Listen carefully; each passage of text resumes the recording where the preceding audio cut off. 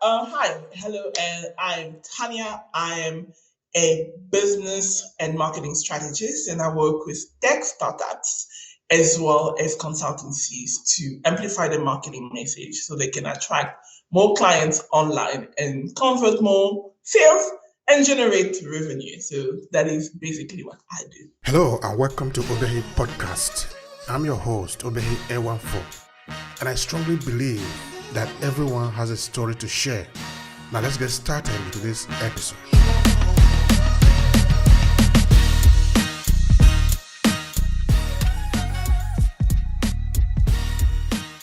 Thank you so much, Tanya. You've been here before, and we had a very lively and interesting conversation. That is why we are here again. In fact, we already laughed at start, So thank you for the conversation from your end. So currently, what is you are currently in South Africa at the moment, right? Yes, I'm currently in South Africa, Johannesburg precisely. But like most people since 2020, we operate globally and we have some representation in Nigeria and we are busy with incorporating in the US right now. That's interesting. This is the age where our locations, language, nationality, border, none of them makes sense anymore. We are now in a global That village. All right. So in this conversation, we're going to use the term strategy, storytelling, and content and marketing all a lot because we're going to be talking about storytelling within the area of marketing. And of course, this is something that you are passionate about.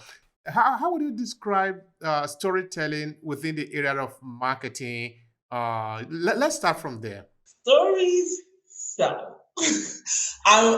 There's a popular selling thing in marketing where they say that facts tell, stories sell, and that's a something that I have come to understand. For many that don't know, and probably for your audience, I started out as a copywriter, and probably direct response, and I've evolved into becoming more of a persuasive copywriter. And in the persuasive copywriting school, we rely a lot on storytelling in order for us to relay facts, to convince and persuade without feeling salesy, because that's what persuasive copywriting is about, because you don't want to be salesy. Over time, I realized that direct response was very salesy and people had a lot of resistance to that. So with storytelling, you immediately can create that rapport with prospects, with people reading whatever your copy, and create that relationship, because at the end of the day, we are storytellers. Humans, we are storytellers. This is why we have history. History is stories. We record our stories to teach. So one thing that I've realized over time is that when I wanted to teach, or I wanted to persuade my audience, I would use storytelling, because I could have pushed a point across a lot more easily with stories, and people will appreciate that and will love that and will receive the message. It was a marketing message. It was with the purpose of selling always, but it was a lot better received on the other end. So storytelling telling is definitely something that, when leveraged in marketing, your revenue will thank you. I like that. That is a good part to start. Um, so I want to believe now that by storytelling in business, we are looking at something that might be slightly different from story. Once upon a time, we're going to have a bit of strategy. So are there strategy to see that if you want to use storytelling in marketing? Strategy definitely plays an important role if you want to use storytelling, because the structure in which you have to tell a story is different than once upon a time there was a leopard, or there was a crocodile, there was a mermaid. Those are different type of stories. Those are entertaining stories. Even the type of stories that we often leverage in copywriting or in business is primarily stories that in it draws the prospects into the story where they feel that it is them. So there's always strategy behind it. It's never out of the blue. It's never haphazardly that we would use stories. So if, for example, we are writing a webinar and we are currently, like for now, we are writing a webinar for a client and they are in the leadership space, what we're going to do is going to incorporate a story where when they became a leader, the mistakes that they made, how they came about, how they found out the mistake that they made, what happened, and what changed. Because those are the stories that would bring people in. Because if you're doing, let's say, a webinar on how to be a good leader, you want to bring the people that are in that webinar because they want to learn how to be a good leader. You want to bring them into the stories so that they can see themselves becoming better leaders. And I call that conversion stories. So it's not just a story, it's a conversion story with the clear purpose of leading the reader, leading the listener into a conversion. So definitely strategies with that is very important. I don't know if it have happened to you that you met some client who you are trying to propose a strategy to approach their marketing, and maybe you suggest to them storytelling, and maybe they tell you they just want to put the figures out there. People are very fond of the 50%, the 100%, or things like that. Has it occurred to you a similar situation where you are want to try to convince a client that it is better to use their story, put their face out there? I have encountered that quite a lot, and I think I encounter it a lot more when I work with a lot of people in the tech space, especially when you have technical founders. A lot of them don't want their faces there, but there are some that definitely are okay with that. And what happens is that I think one thing that I have found to work is often to see how you can incorporate it into the marketing narrative. Because the one thing people need to understand, and because we specialize in go to market primarily, people think that go to market is just, yes, we put adverts, we put content out there, and now we are ready. We've done go to market, that is go to market. We are in the media. And that's the mistakes that people are making because the stories are part of developing your narrative. And one thing with for go to market, for example, is that you have to have a position. You have a brand positioning in the market. You have the target audience where you know, okay, these are the people I want to go after, and this is the positioning. Maybe I want to be the Louis Vuitton of, let's say, the computer space. At the end of the day, you have to have a narrative. If you look at brands such as Apple, for example, they had a narrative. When in 2007, when Steve Jobs got on that stage in 2007, he had a narrative, and his narrative was that I'm bringing together these two devices. And if you look at what he did, he brought storytelling into it because that's what gets the audience on your side.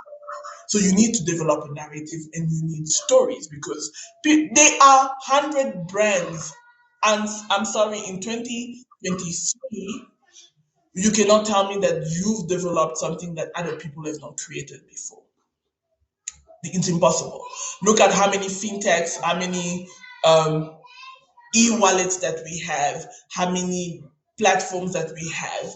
Let's say there's PayPal, but we have Flutterwave, we have Paystack, we have a Google Wallet, we have Apple Pay, we have all of this. They are choices. It's no longer a market where you can you can win by being the most innovative of having the best features. Unfortunately, we're no longer there. So your marketing has to have a narrative, and a narrative is always better when you have stories behind it and you have a story that gets people on your side. For example, when you look at a perfect example is for a company such as Paystack, for example. If you think about it, why do you think a lot of Africans and a lot of Nigerians rallied behind Paystack? Because it felt that it was us. This is our baby. This is our like kids from our backyard. This is two Nigerian kids that started it at university. People found themselves in that story, and they supported it. They started to support it because of that. Thank you so much for that, Tanya. Now, this is what I'm thinking. What if you meet a client who maybe based on their understanding or their level of on their understanding, they think that there is no story behind what they do. They believe that they don't have story or their business do not have story. Therefore, they don't have anything to share in terms of story. Therefore, they just need to rely on data and statistics. What would you say to such people? Funny enough, I get that all the time, especially because we work with tech startups. We don't have stories, but everybody has a story. Why did you start your company? I remember sitting down with an entrepreneur recently last year, where they were like, "We don't have stories," and I asked the founder, "Why did you start your business?" And when he started telling me the story about his mom being an informal business trader and having difficulties accessing the financial sector and not being able to have access to investment and everything because they were in the informal sector. I'm like, this your story, this your narrative. Because then that connects because stories allow us to connect with the mission of the brand. Yes, you can say that your brand, for example, is connecting people to investment opportunities, or you're starting let's say a crowdfunding platform for Africans. But why are you starting that? Because people want to know. This is why people like, why must I be with you? Why can't I go to X? And that's the reason. So it's always great to ask them their origins. Like, why did you start your business? Because an origin story is a story at the end of the day. Because why did you start your business? That's a story number one. And also, there is a way data can be put in front of people. For example, let's say you are solving a situation where 50% of people in a population can no longer access water. Let me just say something like that. Or there's no electricity. Let me go with South Africa.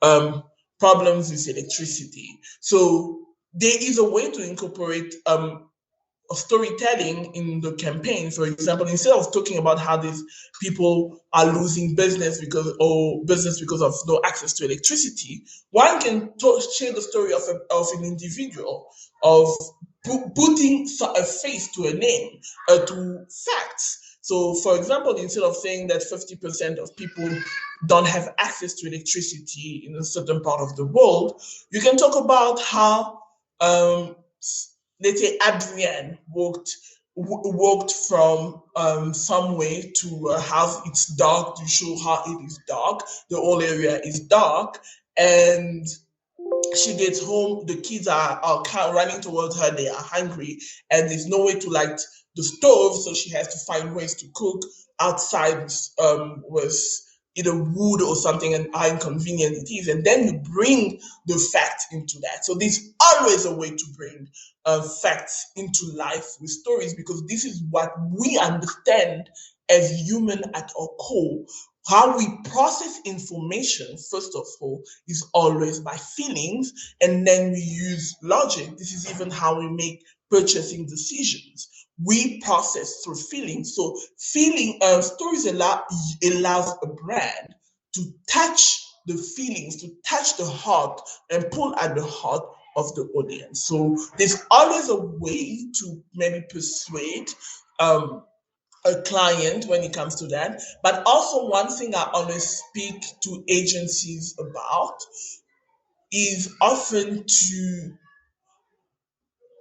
pre-qualify prospects through your content, because your content is, for me, a pre-qualifying factor. If people that don't believe, you believe in storytelling, like I know that you believe in storytelling.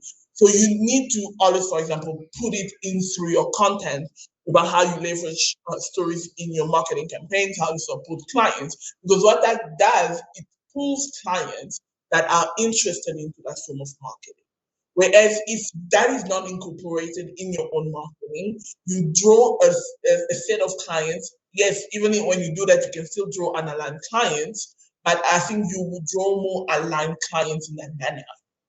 So always incorporate maybe your values into your content so that you pre-qualify people that are going to come to you, and also find way to show to them how facts can come to life with storytelling. So when you say qualify or pre-qualify, for people who maybe are new in this industry or maybe in marketing as it were in general, maybe do not understand what you mean by that, what would you say to them by pre-qualifying your audience or your client to be?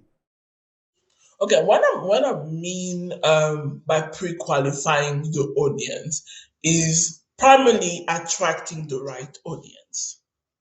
So the one thing that I've found, because I've been fortunate enough to work across industries, from tech to consulting to coaching to creative entrepreneurs, and I have often found the biggest issue as being that when people are trying to attract prospects, they use strategies and tactics that are popular, but that do not take into account who it is that they are trying to attract.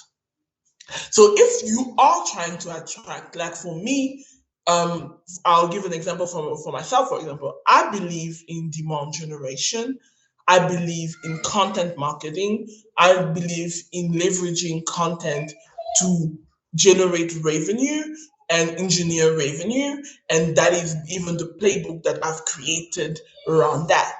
So I consistently evangelize around that. So when you go through my content, I am continuously evangelizing on how content can be leveraged to create revenue and engineer revenue. So the people that will come for me, for example, if you are looking primarily for search engine optimization, those people will not necessarily be attracted to me, though we incorporate that into my business. That is not what we are about. So my content will speak to people that are looking to stand out in the industry, brands that are looking to become leaders in the industry, brands that are looking to become the go-to in the industry, brands that believe that content will engineer revenue eventually. Brands that believe in being in branding, in being out there, in generating content, in getting on podcasts. Those are things that I speak to in my content. So by the time a prospect comes to me, they understand that this is how Tanya approaches marketing. So this is what I mean by pre-qualifying the target audience, because when you evangelize on what you believe in, what are your core values, what are you believe, what how you approach marketing, by the time prospect comes to you, they understand that they have to understand that content is what you believe in. So if you are coming to me, let's say for example you only want search engine optimization, which is demand capture, I preach against that. I always say that you need to have demand capture and demand generation, and demand generation is done through content creation, is done through social media. So people that will come to me have to understand that, and this is why I repetitively say that through my content. So you need to be willing to become a repetition box where you continuously repeat things like a broken record, and so that the market can absorb it, because you cannot say it just once. You need to continuously repeat that, because nowadays prospect needs between 14 to 21 touch points to actually register your marketing message, and that becomes a marketing message. So you use your marketing message, your belief system, what you are believing in, what you believe, what is your stand in the market. Let's say for you, Obey, it's storytelling in marketing. That's your stand in the market. So you continuously repeat that to the market. So by the time people come to you, then they're like, okay, oh, if we are going with Obehi because we want to incorporate storytelling into our marketing. I don't know if that is making sense. It makes a lot of sense, Tanya. It makes a lot of sense. Thank you so much. I appreciate that. In fact, that is something that I take out from the last part of your response, that you need to continuously hammer the message on. And that is repetition. Now, I just anyway we've not yet finished the 5-part series on storytelling series, which of course is at the central piece of what we are doing here. But inside this series, two other series from the first to the last book, have stressed the importance of repetition. Repetition. It is very important because that is how we learn anyway. It's just the human nature. Because if a music is very beautiful and you hear it only once, and that is the only once you hear it, you are not going to remember it after some time. But what we know now is that when a music is beautiful, we continuously hear. In fact, how the ad work in most of the cases, whether you are looking at TV ad or internet ad like YouTube, or is that you continuously see a certain pattern, a certain music that is put together for a specific message. You hear it for so long a time, you cannot ignore it. They basically force it on you. This is done by Coca-Cola, this is done by Apple, this is done by Tesla. It is basically the nature of the game. So we must, first of all, identify our message and being able to continuously hammer on it. So thank you so much for that. I really appreciate that. So thank you for saying that. It is quite important that people understand that they need repetition, because even think about it, how do you become a fan of a particular musician? You hear a song, you fall in love with the song, maybe on TikTok. This is how nowadays we're discovering new musicians. Oh, this song is dope. This song is dope. So what do? You go on YouTube. You go on YouTube and you listen to it. You're like, oh, this is so cool. Oh, wow, wow. Now you start hearing it everywhere. The message is repetitive. Now you download it on your phone, you play it a couple of times, then immediately you register the words, the lyrics. Now you, after a few times you've heard it, you are able to sing back the lyrics. That's exactly what your marketing message ought to be. You need to approach it in the same manner. How do I create a marketing message that becomes a song in somebody's brain? Because when you do that, then you, as for example, let's say you heard, I need to think about maybe P Square, for example. I would hear P Square music every way, and then I fell in love with the music. I started listening to everything, and then I became a fan of P Square to this day. So how do you ensure that you can repeat that? Because then what happens is, like, if you ask me what is the what who is the group, the best music group in Nigeria, immediately what comes to mind? P Square.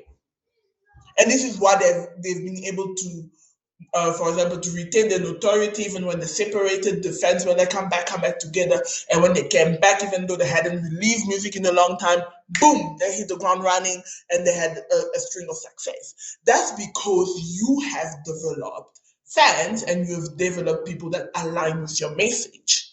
So how do you, as a brand, as a business, do that? That's incorporating storytelling, having a great narrative, having great positioning, and having an opinion that you are sharing in the market that is not necessarily what the market is saying. So, for example, I say it everywhere that I feel that marketing in Africa is behind, and because of the approach that they have, people are essentially wasting money on trying to run ads, whereas they're spending very little time on developing their marketing message. And I hammer that all the time. So what happens now? People on the platforms that I'm known for on LinkedIn, for example, people know, oh, Tanya is the marketing girl. Tanya is the marketing strategy girl. Because that is how I am hammering my message. So by the time people think about marketing strategy, go-to-market strategy, people need to think Tanya. And you do that by incorporating stories. Because there was a time, for example, I shared a story of going clubbing with my friends when we were at university, and a group of Nigerians entered the club, and my friends they had just gotten money, and they spent their money relentlessly trying to compete with those Nigerians. And then I brought it into marketing about how clubs understand how to influence people to spend money. And I had a founder reach out to me, and he was like, I've been around marketers from across the globe, but what you've done there, I've never seen it done, because that story has been playing in my mind for the past 3 days. Yeah, yeah. And that is the power of storytelling. That is really it. Now, would you say that, for example, that there are key elements of a good business storytelling? What would that element be? Maybe you want to tell somebody who's a beginner or in the industry. Wow. That is a whole module in my programs, in my marketing program. But essentially, there are different types of stories that you can tell. There are conversion stories. There are stories that you use to illustrate points. So those are used to tell facts so that people can absorb your narrative and you can shift beliefs. So those are called belief shifting stories. There's the origin story, there's the hero journey story, how you've discovered your past, how you've discovered your purpose. So there are different stories you can tell, and each play a different role. For example, the one I just gave the example of the one with the founder, that was a belief shifting stories. The purpose, while I was writing that story and writing that post, was primarily to shift people's belief from how to influence, from just advertising, to how to use psychology to influence people. And that's why I use that particular example of my friends at the club, because by when they kept seeing the people popping champagne and the waiters bringing all the fanfare that they bring, it influenced them. So that was a belief shifting, because when I write a post like that, I'm influencing CEOs that are essentially the decision makers that need to make a decision to hire or business, that this is how you should approach marketing. So that is a belief shifting story. Whereas a conversion story is a story where I want the prospect, if let's say I am pitching my program, for example, which is one of my programs is independent consulting blueprint, which is me teaching other professionals or um, other agency owners or business owners how to set up their independent consulting firms so that they can get corporate clients, established SMEs, or VC-backed tech startups as clients, for example. So in that story, I will tell them the story of how I would post content, I would share content, and it never clicked. I never would get clients, and then I eventually learned about. I learned how to that I wanted people to know certain facts about about me and about my business prior to wanting to work with me, and then I developed the content ecosystem playbook. And eventually, when I started deploying it, I started having founders reach out to me like, hey Tanya, can we have a meeting? I want to talk to you about possibly helping us with our go to market.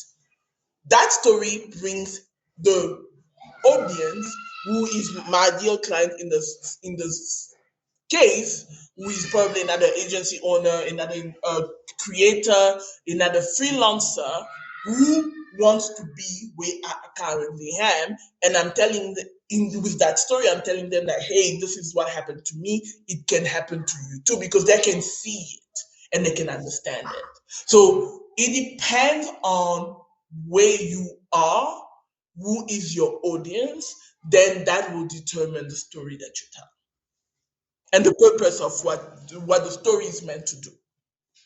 Thank you for that. Thank you for that response. I appreciate that. Now, I said in the beginning that we are going to use the term storytelling, strategy, business a number of time here. And in the previous question, you did use it a lot. So somebody might be wondering, what is even storytelling strategy, or how should that be described? What would you say? I would say that storytelling strategy for me is incorporating stories that have a purpose and a structure. You can't just say, because I've been irritated on certain master classes and webinars where I'll get it, and I will have somebody go on and on and on about their life Forever. from when they were born to how they went to school. This is the high school. Please don't do that, because that you actually alienate your audience and make your life miserable. So the storytelling strategy is about understanding who the audience is. It's about understanding what is the purpose of the story in the particular scenario that you are in, and having a set structure that brings the audience into the story. So it's about bringing structure and strategy to get us through stories. That's at least how I view that. All right, thank you for that. Now, because you use storytelling, you're a content creator, you're a good marketer to really spell that out correctly. Which opportunity do you see for small businesses in the terms of using storytelling in their social media campaigns? You will have a better brand. You'll gain brand recognition in the market. You can definitely get to a standard where you become a known entity, a known expert with using storytelling. You also you also get to a space where you are able to stand out. People, you live rent free in people's brains, for example, because you tell stories. When when somebody thinks of maybe marketing, or they think of water and they have your story in your brain, immediately your brand comes to mind. So you start gaining market share in the market. So it's definitely for smaller businesses. I'm a small business. Actually, I learned that small businesses are even businesses that make up to $30 million. So even some of these businesses that you think are big as small businesses, when you leverage storytelling, you stand out. You definitely stand out in the market, in the sea, especially I like to say the sea of sameness, because prior to us hitting record, I was telling you the story of how certain businesses would want to copy the competitors. They will go on the website and copy the competitors. And at the end of the day, when they do that, then there's a sea of sameness. And I recently made a post about that, where people, it's like, I don't know if anybody is familiar with Catholic churches when the choir sings and it feels like everybody is singing in unison and it's beautiful. This is exactly what happens in the market. Everybody is singing in unison. It's beautiful, but we only hear one thing, and what happens? The market shuts you out. So when people, now you approach your marketing differently, you incorporate storytelling, you incorporate having a narrative, you incorporate different aspects of marketing that has nothing to do with copying others, you become a known entity because you are different. And as we all know, when somebody is different, we pay attention. And when you are different as a brand, the market starts paying attention and you become the leader in that market. Mm. I want somebody to pay attention to that. That you cannot be afraid to be different. All right. That was, I think that should be 2016. I have written the book, the second book from my research about the presence of Africans in northern Italy, from where this podcast actually is coming from. So in that book, in one of the argument, I was saying, of course, I was talking about the multiculturality in the Italian society, in the northern Italian society to be specific, because that was where we were actually concentrating on. I was saying now, we hear people think that Italy is a monoculture. I say, okay, let's give it to them, but let's examine something. Let's take up a piece of art. When you look at this piece of art from afar, you don't yet see the differences in them. You think it's one thing, but it is not. It is when you begin to deconstruct that piece of art, whether you are looking at a painting, whether you are looking at a carved image, you begin to see that it's actually made up of contradiction. In that red is written on top of white, and there is also blue, and there is green. That is what make it even possible for us to see it. I use another example, another analogy. I say, you take a photo camera and you make an attempt to focus. The photo camera, the engine, the machine will never be able to focus if everything is uniform, because the machine is looking for contradiction where the line cross. Until the machine can get that point, it cannot focus. I mean, the photo camera that, of course, all of us use, which is to say, in line with what you have said, that we must appreciate the contradiction for the very good of it, in that you are different. Yes, you are different. Appreciate your unique. Let me use another word for it, that you are unique. You are unique, me, you are not just like every other person. Because if you are like every other person, then you are just a number. In my place in Nigeria, it is said that it is the first rat that has name. Every other rat is another rat. So if you want to amount to something, you must come out from the crowd and own who you are. That includes even your failure too. So thank you so much for that part. That is so true. I like that saying. The first rat is the one that has a name, and that is the truth. Like, you need to own, and I always say you need to be willing to occupy space, and that is often because as humans, oftentimes we are a herding specimen, so we have a tendency to come together and herd under one ruler. This is often the tendency as human beings, and this is the foundation of societies. And oftentimes what happens is that you may have a different opinion over things, but you are afraid to be different. You are afraid to stand out because you feel that you will be judged, because this is how we've been conditioned through our society. However, if you want to build a brand, you want to build a business, you want to stand out, you want to actually become a leader in your industry, you need to be able to occupy space. And occupying space means that you might have to move left when everybody's moving right. And I often say that move left when everybody is moving right, zig when everybody's zagging. Because when you do that, then you are able to stand out. And it's something that I actually made a post that actually had over, I think, over 10,000 impressions yesterday. And this is what I was speaking about, it, that um sometimes last year I made a decision to unplug from the matrix.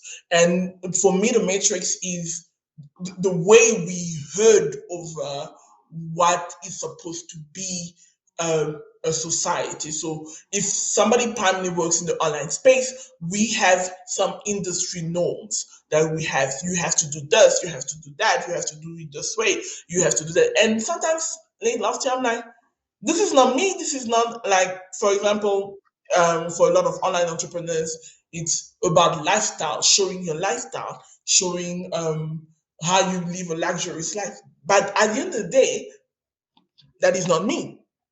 I'm introverted.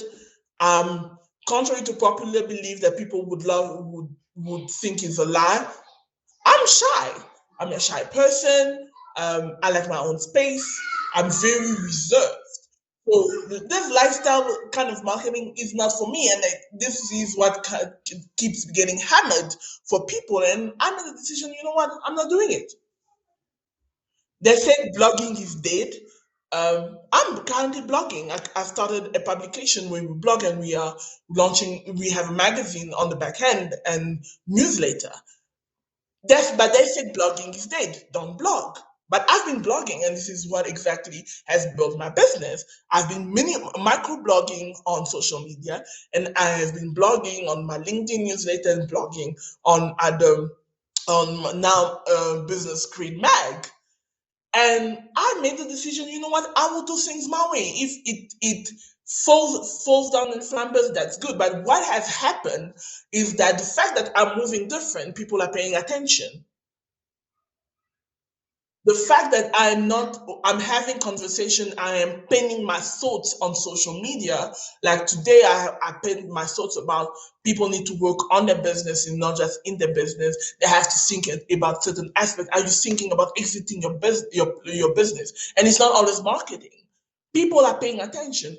And that's what, as an entrepreneur, as a brand, as a creator, whether you are just a content creator or whether you have a business, it is important that you get comfortable with being uncomfortable, because you are going to have to be uncomfortable with standing out and being different so that you can create the business that you desire. Looking at storytelling, you did said before that when we read history, we are reading storytelling.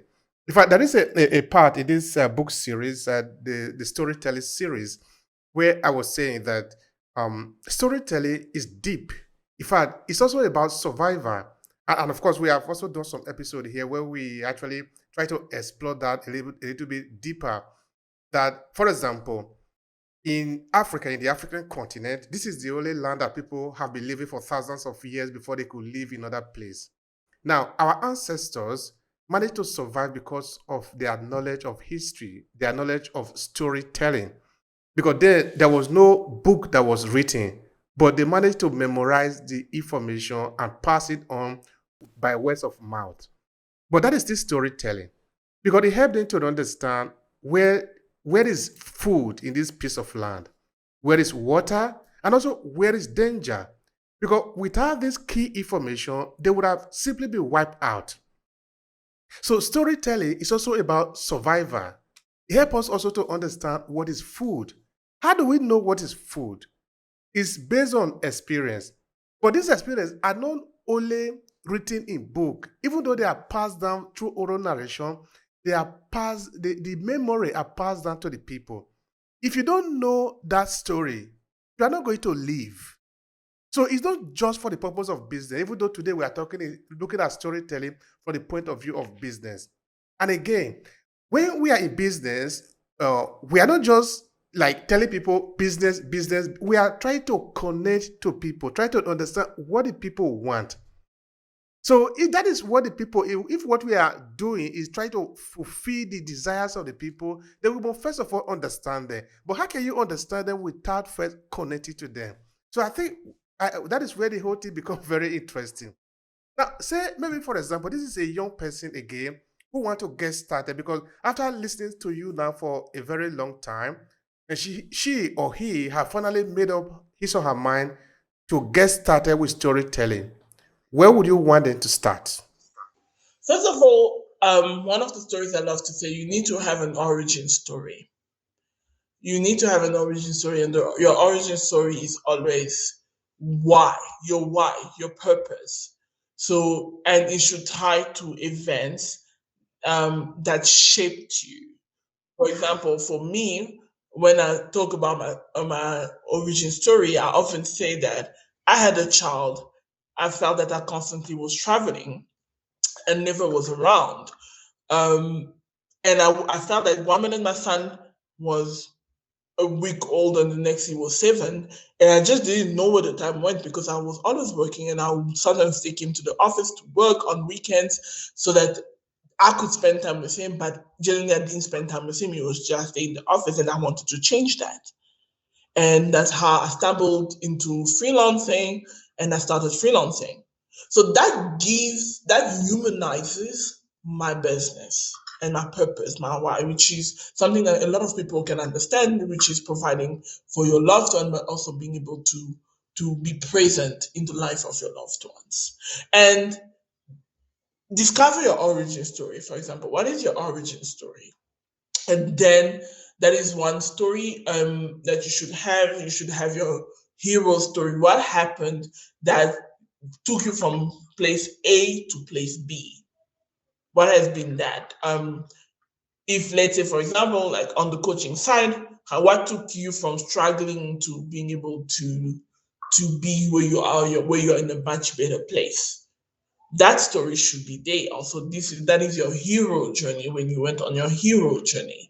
And obviously always have a conversion story, which is often what you incorporate into sales conversations. And that could be one-on-one sales conversations, or that could be one-to-many sales conversations, which is for webinars, for example. But those 3 stories, when you have them in your business, you will be able to create results that you would be happy with. Thank you for that, Tanya. Uh, now, we all learn from each other. That is certainly the truth. That is how we have been existing as human beings. Now, within marketing, within the business world, or within the small business world, if you want to limit it to that, who are the best storyteller out there who have been able to use their storytelling skill for businesses that maybe inspire you? Who are your hero in terms of storyteller within the area of business? I would have to say Vusi Quiet. I can't think of anybody else. I have to say Vusi Quiet. Vusi Quiet is a great storyteller. And he has inspired me from 2017 to now because he's a great storyteller. Then I can't think of anyone else right now that I would say is a fantastic storyteller that I can out of the top of my head. And this should tell you why. Like, you should have storytelling, because the minute you ask me, Vusi came to mind because he's been living rent free in my head because he's such a great storyteller. Now, what would you say you have learned in storytelling marketing as a strategist? Again, I come back to the word because I think you basically live on that strategy and you are a good strategist. Please help me understand that. Whew, what have I learned? What have I not learned? I think the thing with me is that even if anybody goes on our website, it says we believe in this disruption. It's one of our core values. So disruption, stealth, and adapting. So we are always testing. So I'm a tester. I like testing things, and storytelling allows me to test what messages sticks, what messages don't. So that has been my approach to it. So whatever I learned with storytelling, for me, storytelling is a tool. It's a tool within my hands, and that I can leverage and flow with. So it's basically a tool that I use to test messaging. It's a tool that I use to build rapport, and it's a tool that I use to humanize brands. So it's a tool. I leverage it primarily as a tool within strategy itself. It's a tool, all right, and we're going to have to use that tool very well to succeed in our business and in our marketing specifically. All right, now, how do you create a marketing storytelling? I don't know if there are key things that people should pay attention to when designing their marketing storytelling. I think the thing is I won't say that there are key elements, but there's always a point A to point B, and a bridge. I always say that there's always a bridge. So, what is the point A? What is the point B? But it should also create curiosity. Your stories should always create curiosity in the reader, that they want to know how does that end. So always create curiosity. There has to be a point A, B, which is the final destination, A, the starting point, the bridge, which is often the loop, where you open a loop in in people's minds, and eventually close the loop at the end of the story. So this is basically how I approach storytelling. So point A, where are we now? Point B, what is the destination, or what do I want them to get by the end of the story? Opening loops throughout the story, or having one or two loops, depending on how short or long the story is. Absolutely interesting. People should pay attention to that. Now, how can people reach out to you, those who want to do business with you? Of course, there are a lot of businesses that can benefit from what you are doing, but tell them how to reach you. So you can find out a lot more about us on www.withdigitalmarketing.online. That will give you an insight on what we are. But you can also send me a message through my LinkedIn, which is Tanya Kabuya, and tell me that you are on Obehi, you listen to me on Obehi, and you Obehi podcast, and you want my quick checklist and guide on storytelling, and I'll send that over to you. So you can reach out to me via that, and possibly also visit our publication website, which is businesspreedmag.digital, where we share a lot more insight that is not marketing on building a business. So this is where we speak on creating systems. We share on how to work on your business and not just in your business. So that is also where I share a lot more. I blog. I'm one of the writers on the publication, so we share a lot more content on there as well. So, and the fact that storytelling keeps coming back, I think we will also publish an article on that. What would be your final thought here today concerning what we have discussed about storytelling for business and marketing strategy? Stop waiting on that. Stop trying to figure out what you should do. Start doing. And I think I have to say, I recently was reading a piece I wrote a few years ago, and I was embarrassed that I was the writer, and that is the most beautiful thing, because then it shows the journey and the growth. So start today and then improve, iterate. Instead of waiting to get perfect at doing something, start and start working on the task, because you cannot. I remember my grandfather used to say, you cannot, I'm trying to find the word in English, but you can't go to the forest and try to catch an animal. You can't want to have the animal on your table without going to the forest to catch it. So you can't do that. Because I remember the words in the African language. I'm just trying to find the translation, but I think I know that it's a popular African proverb that is often told. So you cannot insert food on your table if you haven't gone out to hunt for that particular animal. You need to go and hunt. And it's the same thing with honing your storytelling abilities. You need to start by telling stories. So learn the basics, get a book. Obehi has a fantastic book on that. Learn that, start implementing. And the more you own it, the more you do it, you get better at it, and you get to a space where you can with ease write stories and create stories.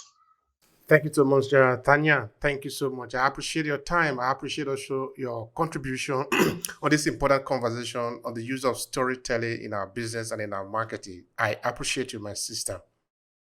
It's a pleasure. It's a pleasure to be here. I love what you're doing, and I hope that people can learn from this and implement. Thank you very much. And for all of you that have listened, of course, if you want to just test out the book, the first chapter of the series is available on obehi.com. If you enjoy this podcast, make sure you subscribe so you never miss any of our future episodes. Rate and review Obehi Podcast and share with your friends who might need it. I remain Obehi Ewanfo. Thank you so much for listening, and talk to you in the next episode.